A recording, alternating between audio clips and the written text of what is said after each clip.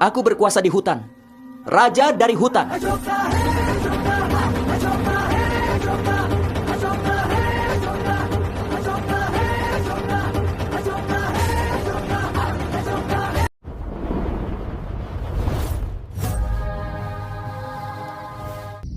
Siapapun yang dekat pada tahta di sini adalah musuh. Ada konspirasi di dalam setiap langkahnya. Keinginan berkuasa atas kerajaan bisa merubah seseorang jadi orang yang sangat egois. Dan keegoisan seperti itu hanya akan melihat halangan sebagai hal yang harus dihancurkan. Meski itu dibayar dengan pertumpahan darah dan kehancuran keluarga. Lalu kenapa kau membawanya ke sini? Itu karena takdirnya. Dengan nada penuh emosi, Dharma berkata bahwa semua ini bukan takdir, melainkan kutukan. Dan ia menyalahkan Acarya karena dianggap egois. Ia tidak mengerti bagaimana seorang ibu yang mencintai dan membesarkan anaknya merasakan semua ini.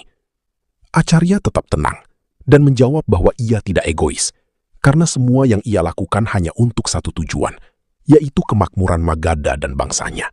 Kau tidak akan mengerti, Acarya, apa yang dialami seorang ibu yang telah memberikan cintanya pada anaknya dan telah mengasuhnya. Kau tidak akan bisa mengerti. Ia menjelaskan bahwa ia juga lahir dan besar di Magadha, dan demi tanah kelahirannya ia siap melakukan apa saja, bahkan melampaui batas demi melindunginya. Jika itu disebut egois, maka ia mengakuinya.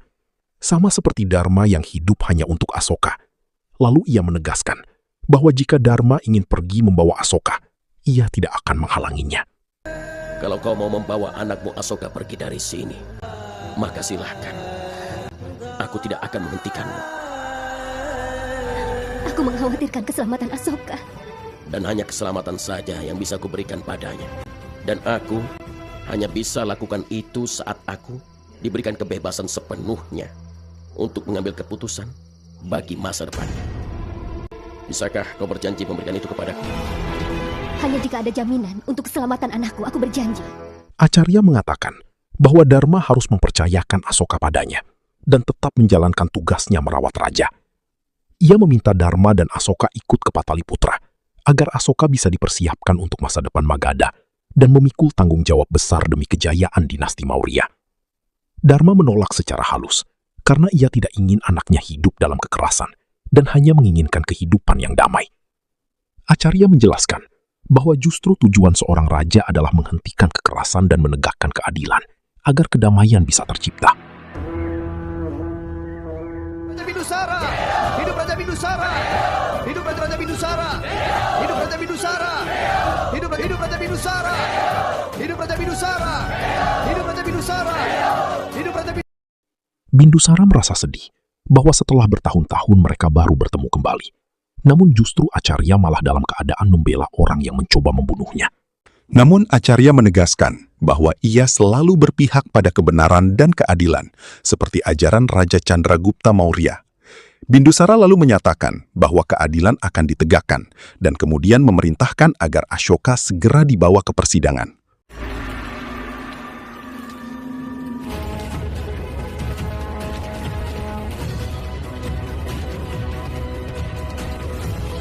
Apa kau tidak tahu sopan santun saat berada di depan seorang raja? Siapa namamu? Pembebas mereka yang kehilangan. Asoka. Kau telah dituduh melakukan pengkhianatan. Kau telah dituduh melakukan serangan terhadapku. Aku tidak tahu bagaimana harus bersikap kepadamu, nak. Dengan cara seperti seorang raja yang bicara dengan raja yang lainnya. Saat di hadapan raja, Bindusara terkejut melihat keberanian Ashoka dan mengatakan bahwa anak itu berbicara seperti seorang raja. Ia bertanya, di mana wilayah kekuasaannya dan siapa ayahnya. Dengan tenang, Ashoka menjawab bahwa ia adalah raja di hutan dan ia adalah putra dari ibunya. Katakan siapa ibumu. Dia adalah segalanya di dunia ini bagiku. Luar biasa. Itu pemikiran yang bagus. Tapi siapa nama ibumu? Yang mulia, maafkan aku. Namun sebelum kebenaran terungkap, Acarya langsung memotong pembicaraan dan menjelaskan bahwa anak ini memang cerdas dalam berbicara. Namun di balik itu semua, ia menegaskan satu hal, bahwa meskipun terlihat nakal, Ashoka sama sekali tidak bersalah. Maafkan aku, Acarya. Tapi Yang Mulia Raja belum mengumumkan keputusannya. Dan anak ini juga belum terbukti kalau dirinya tidak bersalah. Tidak ada bukti pula kalau benar dia ini bersalah. Dan semua yang terjadi hanya berdasarkan pada kecurigaan saja. Dan aku tahu benar bahwa tak seorang pun di sini yang punya bukti bahwa dia bersalah. Ashoka dengan putus asa menjelaskan bahwa tidak ada yang percaya padanya. Padahal malam itu ia melihat seorang prajurit mengoleskan racun pada anak panah. Namun ia dikejar para prajurit hingga terpaksa bersembunyi di atas pohon sepanjang malam. Saat pagi, ia melihat beberapa orang membawa raja keluar dan ada seorang wanita yang juga menyaksikan semuanya. Ia memohon agar wanita itu dipanggil sebagai saksi.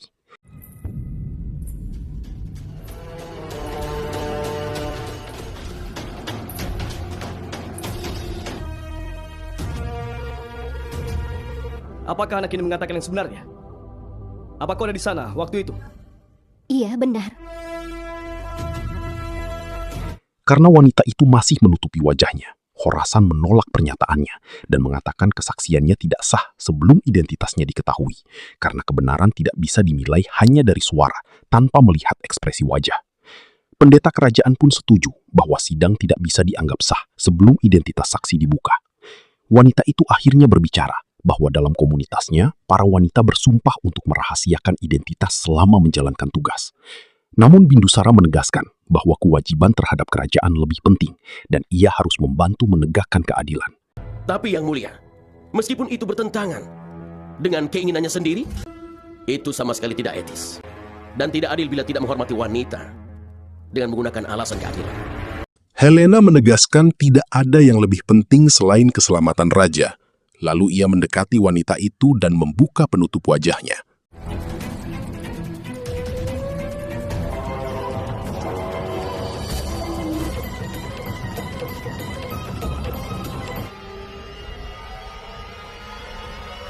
Semua orang terkejut karena wanita itu bukan Dharma, melainkan Nirjana. Ternyata Acarya telah menukar Dharma demi melindunginya sekaligus menyelamatkan Asoka. Tidak akan baik kalau raja sampai mengenalimu. Jadi Nirjana akan hadir di persidangan dan bukanlah kau. Dia adalah mata-mataku yang paling terpercaya. Aku pastikan padamu, tidak akan kubiarkan apapun terjadi pada Asoka. Amatya kemudian menginterogasi Nirjana dan menanyakan apakah ia melihat Asoka menyerang raja. Nirjana dengan tegas menjawab tidak dan mengatakan penyerangnya orang lain. Ia menjelaskan, saat itu ia sedang merawat raja, lalu tiba-tiba panah menancap di dada raja. Ketika ia menoleh, ia melihat Asoka justru sedang mengejar seseorang dan berusaha menangkapnya sambil berteriak. Namun ia mengakui tidak melihat langsung siapa yang melepaskan panah itu. Amatya langsung menyimpulkan bahwa karena Nirjana tidak melihat pelaku, maka Asokalah yang bersalah dan meminta hukuman mati dijatuhkan. Acarya dengan tenang menanggapi bahwa hukuman mati memang pantas diberikan, tetapi hanya jika seseorang benar-benar bersalah. Ia menegaskan bahwa kesimpulan Amatya hanyalah dugaan tanpa bukti, dan keputusan seperti itu bisa merusak kebenaran. Ia tidak akan membiarkan keadilan dinodai di hadapan raja. Lalu ia meminta izin untuk membuktikan kebenaran dengan merekonstruksi kejadian penyerangan tersebut secara langsung. Bindusara pun menyetujui dan mempersilahkannya demi menegakkan keadilan. Yang mulia, seorang pemanah terlatih dari pasukan kita sedang duduk di pohon yang sama di mana Asoka pernah ada di sana. Dan dia juga bersenjatakan busur dan panah yang sama seperti yang telah digunakan oleh Asoka.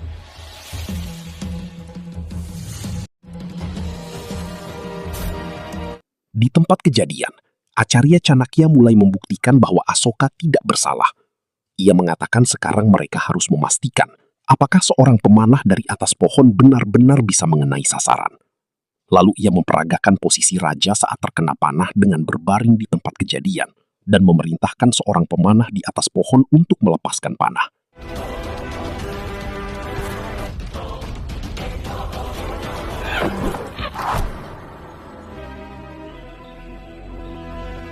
Panah dilepaskan, namun meleset. Chanakya langsung menjelaskan bahwa adanya penghalang membuat sasaran tidak bisa dibidik dengan tepat. Asoka pun menegaskan, bahkan pemanah terlatih saja gagal, apalagi dirinya yang tidak bisa memanah. Chanakya menyimpulkan bahwa penyerang tidak berada tepat di posisi pohon seperti yang diduga. Namun Asoka tetap bersikeras bahwa ia melihat pelaku di sana. Chanakya lalu meminta izin untuk menguji ulang dari posisi yang disebut Asoka. Pamana!